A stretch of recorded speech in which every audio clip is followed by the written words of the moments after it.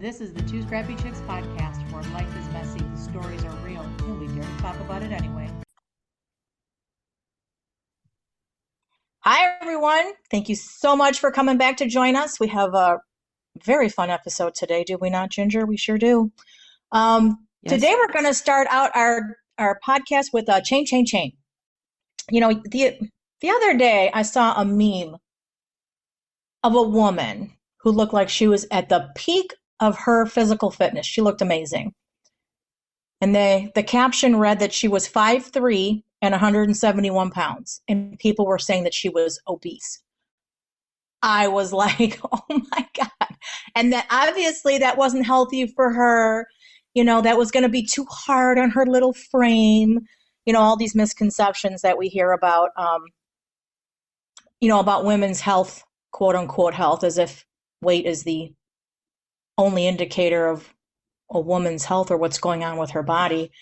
But I feel like this is a ongoing theme for women, that we have to look like a certain type and weigh a certain amount for the world to deem us attractive and quote unquote healthy. And I know Ginger and I have had this conversation too, that I have completely abandoned any of the numbers that are supposed to be what women should go by in terms of their health measurements, and that includes their health, their weight, in terms of if they're healthy or not, when obviously it goes far, far beyond what the number on the scale is, or even your blood pressure number or your cholesterol number. This is all going to be very individualized. And I think one of the things I want to caution people is the numbers are heavily manipulated. So you should really do some deep diving into the numbers game, I'll call it, for women, especially. But yeah, it's pretty much everybody. You know, what used to be a good cholesterol number now is exceedingly high, and they tell you that it's dangerous. And I often wonder if this obsession to get women to be a certain size and have a certain cholesterol number hasn't adversely affected the very stark increases for dementia and Alzheimer's. And I think we as a society are so comfortable. This is where the shame comes in. We are just so comfortable looking at someone and being their judge and jury and executioner and letting them know, from your opinion, that you don't deem them to be worthy enough or healthy enough, and that people are going to basically shame you publicly. And I think all of us are trying to fit into this box where we want to be liked and accepted. Well, I don't know if you met me lately. I don't care if I'm liked or accepted to a certain extent, because if that means that I'm going to be judged for my weight or a number, then you're probably not the person that I want to be around anyway. If you don't like me, I'm probably not going to like you. So there's that. But I want to encourage people, especially women, do not let a number on anything dictate whether or not you feel good and proud and happy in your body. When you're doing all the right things, those numbers are not going to match your friend, your mother, your neighbor, or anybody else. You're an individual. Don't let anybody shame you, especially online. I think they do a lot of that rage baiting thing. Because I do think that on a certain level, now that they actually did start to study women's health in 1993, better late than never, I suppose, is that a lot of those numbers are based on men's physiology. So blood pressure, weight, BMI, that they tell women that they should be, is actually based on a man who has, doesn't have the reproductive organs and hormones and everything that's needed to sustain the life of another being. So not that all women will have a child, but all the systems and all the things are there for you to have a child. So you love you be happy with yourself no matter where you are, no matter what the number says. And if I were you, I would just get rid of that scale. It's not needed. You're going to go by how you feel and how you feel you look. Don't let some meme on the internet tell you that if you're 5'3" and 171 pounds or even a little bit heavier, that you're obese. Don't listen to that. You're beautiful, you're wonderful, you're an amazing um, person. Physiology. I can't even say the word. Physically, I'll just use the word physically. You're a wonderful, amazing human being, and that's all there is to it. And no one should be telling you what you should weigh and whether or not you're healthy. They don't know you, they're not your doctor. So that's my shame. I will be doing a solo and sovereign on this too, doing a deeper dive about, women's health and the myths that are out there that women are still trying to measure up to. Measure up to. See that? So what do you Just, think? How do you um, feel about that? well, yeah, I agree, except I got a side view of myself and I did not like it. So I'm going to do something about it. But it's not just based on the number though, right? Well, I mean, I don't like the number, but more so how I looked in the mirror, I didn't like it. I saw a double bubble and I don't like that. So we all have, what are we comfortable with? And I'm not Right. Right. comfortable with it. Well, of course. But you should also be happy with your body where you are because you know that you're doing your best. I You're could do active. better. I Well, could do better. everyone can do better, but you're not going to beat yourself up over it, are you? No, I'm shaming myself Why? But why are you shaming yourself? Because you're because human just and you're not it's perfect? I just don't like it Well, why don't you like it? because I look like I have a frickin' balloon in the front and the back. Like my butt needs a zip code. So, It's okay to have a little junk in the trunk. yeah, well, that one Have you some look like and a have some frickin' shape elephant. because I know that you feel like Okay. you have memories of you when you were a skinny little teenager. I know. So I think you're comparing yourself to a version of yourself that no longer exists. And you got to think too, you have a very physical job. What about the muscle that you have gained in your Mhm. legs and yes, in your buttocks because you stand and lean and bend and have to lift and carry things up and down stairs? And have you given that any maybe Yeah, consideration? and I have flubber. I don't have, I mean, we get older and things sag. So Well, I that's where blocking comes in. You can easily take care of that too. That's why I want to help people with the blocking thing too, because you're just if your fascia is tight, you're going to have saggy baggy stuff. okay. But you can really get help with that with the blocking. It helps to release that fascia. And I did do blocking last night. You did? I did. Tell me, what kind did you do? Okay. I let me look for it on my phone. But I did wake up with hip pain. And I'm like, come on. Can I wake up with something not aching? So I'll be going on the what the heck is that machine called that you Shake stand on plate? and it shakes you? Yeah, the shake plate. Vibration plate? Yeah. Yeah, the vibration plate. Yeah. Um, all right, let me look. Oh, shoot. Here we go.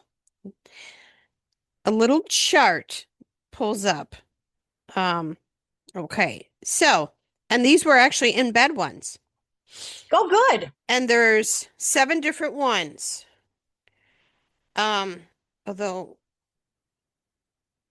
it looks like I didn't do the last one. Did you do Oops. your tummy? Did you do your tummy one? Your belly button one? Um, no. So this one, the first one, you push the knee into the bed. And then the next one, you slide up your heels to your bottom, you know, not one at a time with the leg. Oops, hold on. And then you point your toe outwards, and then you point your toe upwards. And Okay, that's not then, blocking. huh? That's not blocking. Well, this is what pulled up when I said blocking and for bed exercises. And then For squeeze your blocking, butt. you got to either have the block or the towel because you're applying pressure to the Oh, fascia. And that gets oxygenation and blood flow to that area to help those adhesions, those collagen adhesions to release and relax. Now, I know what you're talking about because I've done those in bed therapy things. That's what I was doing for that's physical good. therapy for a long time, especially for my knees. But the block therapy specifically is you're going to have a towel, a rolled up towel, or the actual block, or even like a yoga block. I have one of those too. I have a cork yoga block. So that's different. You didn't do blocking, you did something else. All right. Well, that's what pulled up when I said blocking. So, I do have a foam yoga block, so I will do it then. I'll go refer back to those videos from that And lady.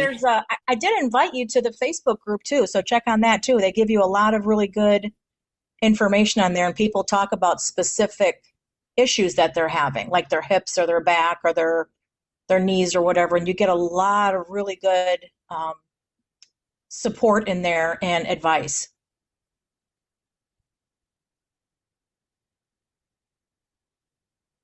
Okay, I will do that. And then you want to do your thank you. Yeah, yeah. So last week I complained about Arlo. I'm still not 100% on board.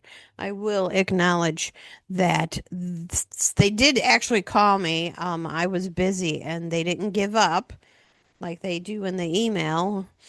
And they tried me again Friday and said, "Is this a good time?" I said, "Yeah, if it's not going to take long."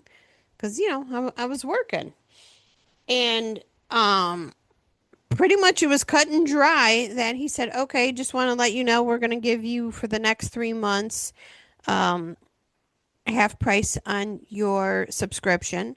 So it will be 15 instead of 29.99 for, let's see, August, September, October, and then it goes back to the regular price in November."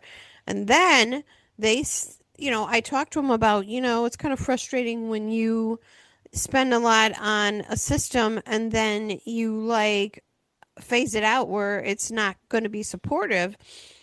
And then he explained to me why that happens. And he said, security changes like on a daily basis and they have to update their software and if they didn't, they could face lawsuits if something should happen. Like they're providing a service, and if that's not working, they could face lawsuits. So I was like, okay, well, I understand that. And I go, but keep in mind, not everyone can afford to keep spending hundreds and hundreds of dollars. I said my first system was in 2018 and then my second one I bought 2023. I says I'm really not in the position to buy another one. And he said, "Well, I'll tell you what, I'll send you a coupon in the email and it will not expire. So when you're ready, you have that option." So I Oh, was well, like, that's nice. "Okay." That's a good thing. That'll help too, right? Well, yeah, but two things. One thing that I noticed they didn't have, I really like, we have three of them. One of them's mounted on the fence. The other two is mounted in one's mounted in the siding in the front door, and the other one's mounted in the soffit above the garage because we have brick front and we didn't want to be drilling holes. And it's what do I want to? It's magnetic. It's a magnetic mount, so it's real easy to put in there. There's no drilling holes or anything, and they don't have that option, and I don't like that. So that's why I was looking elsewhere. Who has that type of mounting? Mm-hmm. Otherwise, if we stay with Arlo, we'll probably have to. Drill, yeah. Well, I'm not going to drill in the what do you call it? The In the brick, brick. yeah. And I don't know how he would feel drilling in the soffit or, the siding. So it may have to like go on a post or something, you know. Right. I Oh, I don't know. hey, have you thought about, I don't know, do you have a light fixture like in the back door, the front door, or even like attached to your garage? Yes. I Okay, know because there's bulbs with cameras, yeah, but how clear will that be? I guess we would have to really clean our glass in there on the yeah, inside. yeah. But yeah, that's an option. I don't know if they offer that, but that's an option. So Or yeah, what about the stay ones, tuned. what Still about waiting the for ones, recommendations. well, what about the ones that stick to the window, the inside of the window? Like what you do? Yeah. I mean, mine is not stuck to the window, mine is inside, but I'm saying there are ones that you actually stick to the window. Whether it's a Velcro or a sticky thing, it literally sticks to the inside of the window. And there's night vision and everything. And they're not that expensive. Yeah, I guess, we'll have to check it out. Like I said, I'm not in the market now. Um, I'm content, I got this discount for at least till October, so I have time Yeah. to do Yeah. research. But Yes. um, if you're listening and you're in the group, well, and I'm going to go put this in the group. There's 50 of you in the group. Why isn't there at least that amount downloads? Okay? You don't have to listen to the whole thing. Download it and at least listen like the beginning, okay? Right. And give us More some more feedback. Like more if you than like 2 it, you minutes. don't like it. Yeah. Yeah, more than 2 minutes, okay? What do Help you us want to out hear? here. Yeah. We're trying to grow. We have more downloads since we switched over to Captivate, but I am shaming you and be more active in the groups. This is a safe place. Say stuff. Say what's on your mind. You have an idea. Hey, this has really been weighing on me. Can you guys talk about it? You want to come on the podcast and tell your story? That's fine. You could be anonymous. Yep. Everybody has a story. I think everybody has been, the past, at least since 2020, have been so ashamed that everyone's afraid to say anything because everyone's going to come down on them like a ton of bricks. And that is not the case with us. We are, we're Gen X. We grew up in a very different time and we're not falling prey to this, word war culture that, cancel culture essentially or attack people online. We don't do that. But yeah, we would definitely like to hear from you. Give us your opinions, even if you don't like it, then give us an idea of what you would like to hear about, what you would like to see us talk about. And we have a book giveaway. Be Yes. aware. Like, Yes. share, give us a comment, refer somebody, join the group, and you will get a hard copy of the book. It's an amazing book. And it's really good for people to have. And I think people think that they maybe don't need something like that until you read it. You're like, oh yeah. I was called out myself on a couple of things in that book, and I thought I was pretty self-aware. Mm-hmm. Well, You don't now, know, you don't know that you don't know. I'm like, I'm leery of vans now. I know, and we should be. And you know what? It could be looking like a soccer mom in there, but just because it's a woman, it looks like she could be a soccer mom. It could be a decoy. Yes, yes. You don't know. Like, unfortunately, this is the world that we live in. You have to have your head on swivel, and you need to be very aware of your surroundings. Situational awareness. That's why it's called aware. Right? Okay. Now, speaking of us being vulnerable and sharing things, wanted to talk about Aaron Rodgers and the reason why , we can relate to him. He has been, estranged from his family. I think it stems back from like 2014. And he uh, has shared that he has reconciled with his mom and dad and his brother Luke. Now his other brother, brother, You're from br- Boston? yeah, I'm doing a Boston accent today. Brother, uh, Jordan Rodgers, he and his wife JoJo Fletcher and their baby Romy, they live in Puerto Rico. And when Jordan was on The Bachelorette, that's how he met JoJo. They, did a hometown and Aaron wasn't included, and they kind of discussed it, and they had hoped one day that um, they would reconcile. So I don't know if I would think if he did it with his mom and dad and the one brother, I would think he would reconcile with them. Now I know he's going into his last season of football and they're probably going to be practicing soon, but still I would hope he would like at least reach out to a phone call. So stay tuned for that part. Um, but at the time when this estrangement started, it was probably around 2014. And I forgot who he was dating at that time for about 3 years.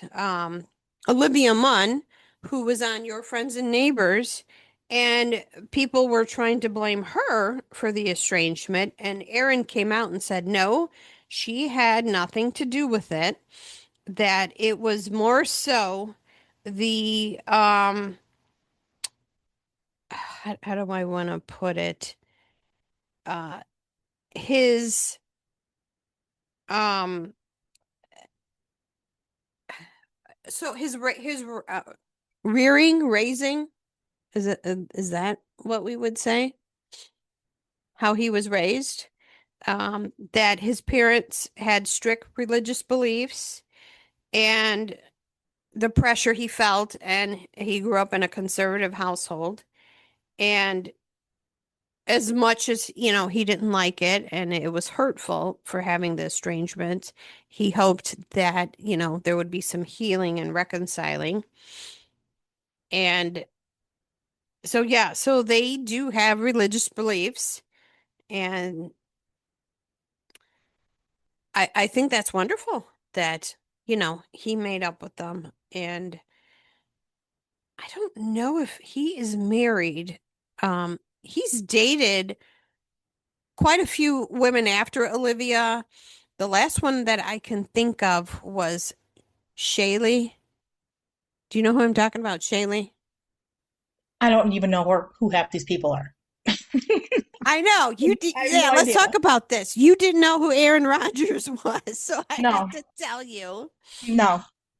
I think it's Shailene Woodley, something like that. Oh, She's an Shailene. Okay, actress. now I do know Shailene Woodard, isn't it? Um, I'm gonna look it up. Look it I up. Shailene Woodley, yes. And um, Woodley. Okay, yeah. Now I do know who she is, but or not, because she's in a series that I was watching. So yeah. So yes, I actually happen to know who she is. she was engaged to Aaron Rodgers, and they were together from 2021 and split in 22. And then she dated Lucas Bravo for about 7 months.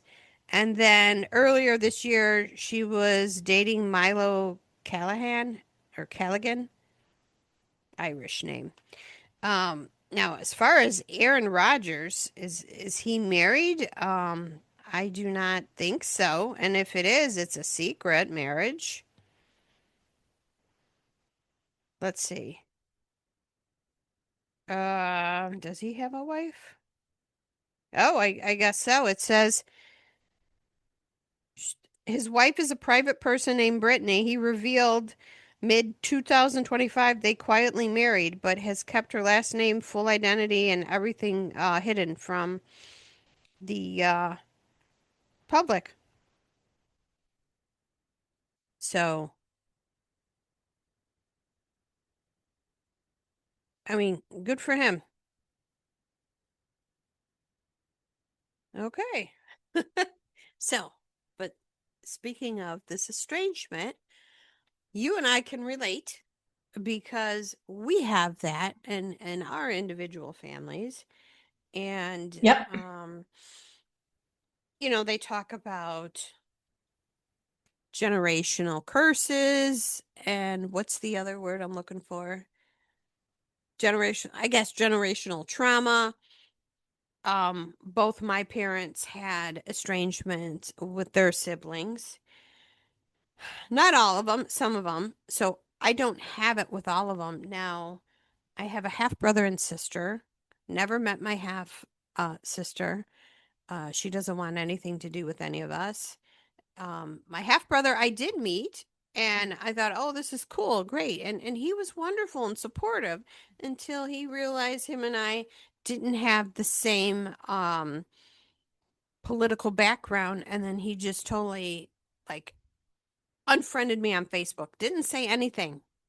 And I've reached out to him, hey, how you doing? Nothing. And I was just like, okay, well, at least I met my half brother. And, you know, if something happens to him, then, well, at least I knew him. So then the next in the pecking order is my sister Jill. She did not grow up with us. She was given up for adoption because my mom felt my dad was not mature enough to be a father. And we did meet her, and I don't think she's in contact with any of the family. But I do hear from her son, my nephew, because he was going to Italy and Ireland, and he wanted to know more about family trees and stuff. So I think I need to reach out to him and see how his trip went. And then next is my sister, uh, Robin, and that is who I mean, even though we didn't grow up together and her son is the same age as me, that is who for the last couple of years um, I have a relationship with. And it's nice to have at least one that is supportive and, you know, um, actually probably the only sibling that's ever told me that they love me. Uh, and then I won't say the next two's names. I will just refer to as the hens. I'm surprised at the next hen because she was like a second mom to me. And, she did show up. I will give her that for my kids' high school graduations and when I gave birth um, to my firstborn, Ashley. And,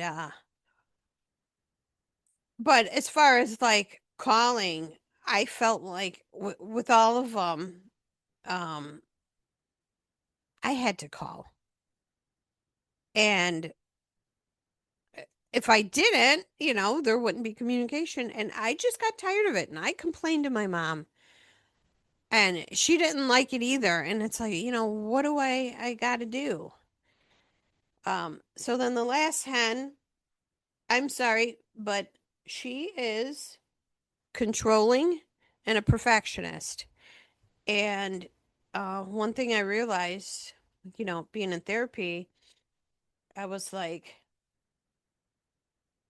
it's like I buried it and I remembered I was upset that when my mom was dying, my sister, this is before we knew she was dying, she was in the hospital. And, I wanted to talk to her. And my sister's like, no, she needs her rest. And I'm pissed because after that, when she did go in a coma, she never came out of it. So I'm pissed. I was denied talking to my mom, you know, what at the time I didn't know would have been the last time. And then the other part is when, oh God, I'm trying to think the other part that upset me. Oh, like years prior, I was told, do not tell mom anything that's going on with you that would upset her. She can't handle it. So I was getting a biopsy for nodules, and I was not allowed to share that with my mom. Anything that was going on with me bad, I was not allowed to share that with my mom. And you know what? Moms know. they have that feeling. And um I finally, had it and said, okay, this is what's going on. And I told her, and she got upset. She's like, why does your sister feel that she has to, quote, protect me, and, who is her, who is she to say what and, um, what my mom can or cannot handle, you know? Right, right. It's not about protecting your mom. She was just being controlling. She's always been jealous of you, whatever. She's had an issue with you. That was just her way to exercise her control Hmm. and keeping you from your mom. Yeah, that was Yeah. completely wrong. And then when it was her 90th birthday, we flew down there the week before and everyone else came the week after, and she was the hen was insistent, why can't you come there? And I go, because this is the time I can get off. I have a job, and this is when I can get off. And and then the fact I had to stay at her house, and there's times that, other times I've went there when my mom like fell and was sick. I had to stay with her, and we would get into it, and I would be like, you know what? I am not putting up with this crap. I'll just get on a plane and go back home. Uh, so yeah, I did not appreciate the controlling. I mean, she should have known of all people the controlling I went through in my marriage. You really think I'm going to take it from you? My first marriage, that is. So yeah, and honestly, I really don't care if the hens hear this, and if they do, you want to come on and do a Zoom and hash it out, that's fine. Because it was brought to my attention, you guys called me a spoiled brat and I got away with everything. And I would like to know what I got away with because when I was bad, I was grounded and mom was the pushover, but dad did not. When I got punished, dad did not let up. Um, and Well, and were they there 24/7 to be able to say that you got away with anything? See, again, this is just in their heads. It's a story that they're telling themselves. yeah, It's not even based in fact. So yeah, they've got issues. The issue is never you, it's always them. yeah. And like I said, I mean, when I went to the store, not always did my dad, buy me something, I mean, there was a lot of us that we weren't from a wealthy family.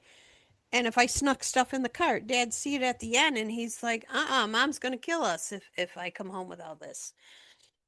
Um, I mean, I was the center of attention until sixth grade, and then my niece was born, and then I wasn't. And then I was like seen but not heard. Like I would try to say something and they look at me and then they just keep on talking like as if I didn't say anything. Um it's not that I cared about not being the center of attention. It's the fact I could not be heard. No one would listen to me. And we all worked for our first cars. In fact, no one in my family helped me with driving. It was one of my best friends that let me uh, got my driving in, and I'm just getting a little frustrated here. So, oh, and my own phone line. We didn't have cell phones back then, so I had my own phone line, and I paid for that.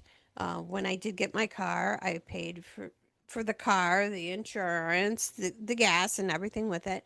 And the rule was when you graduated high school at my house, you either get a full-time job or you go to college. Well, I got the full-time job, and at times I worked two jobs. I worked at 15 and lied to them saying I was 16.